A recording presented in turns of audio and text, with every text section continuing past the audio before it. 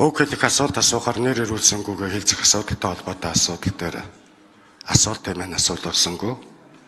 За байнгын орооны бүрэлдэхүүн дээр ардын намын бүлгийн дарга Батчаргал бичгээл өгсөн.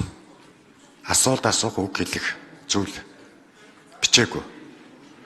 Тэгэнгүүт танд үг байгаа юу, өөрчлөлт байгаа юу гэж асууж агаад өчигдрийн чуулган дээр асууж агаад өнөөдөр ингээд санал хураалгаж байна. Ардчилсан намын бүлгийн даргын бичгээр бас байнгын орооны бүрэлдэхүүнд өөрчлөлт оруулж байна. Иргэний зориг ногоо намын даргын бичгээр байнгын орооны бүрэлдэхүүнд өөрчлөлтийг оруулахгүй байна. Их хурлын дарга. Их хурлын дарга болохдоо юу гэж ярьж байлаа.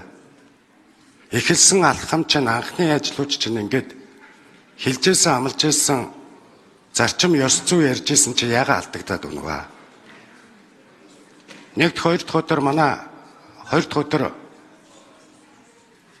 Иргэний зориг ногоо намын даргын өрөөнд замираа гишүүн, нараа гишүүн бид гурав уралдаад Батболд ирээгүй, дуудаад ирээгүй, мессеж өчөөд ирээгүй. Улсын их хурл дахь байнгын орооны бүрэлдэхүүнд өөрчлөлт оруулахаар саналуудаа гаргаад ярилцаад тэгээд тэр дагуу албан тоодыг өөрийн чинь нэрээр өнгөрсөн 3 дахь өдөр явуулсан.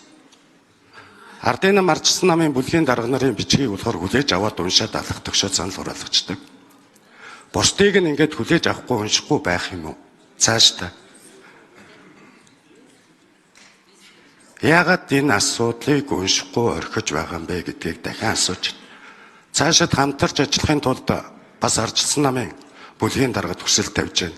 Энэ асуудалтай холбоотойгоор завсарлага авч өгөөч бидний өмнөөс. Бидэнд бүлгийн эрх байхгүй байгаа юм. Ингээд байнгын орооны бүрэлдэхүүнд орох нөгөө оногдсон ковотын дагуу урах асуудлыг их хурлын дарга нь одооноос ингээд цөөнхөө буюу энэ чинь ард түмний тодорхой хэсэг шүү дээ. Цөөнхөө олонхын хүчээр юм уу алхны хүчээр дарангуулаад ихнүүл цаашаа явахгүй. Цаашаа явахгүй. Тийм болохоор их хурлын дарга энэ асуудлаа эцсийн найруулга дээр миний өгсөн саналын дагуу их хурлын гишүүдийн өгсөн саналын дагуу энэ эцсийн найруулга дээр энэ асуудлаа засаж оруулаач. Энэ тариулж өгч. Ардчилсан намын бүлгийн дарга тавьсан өсөлтийг нэг анхаарч өгнө.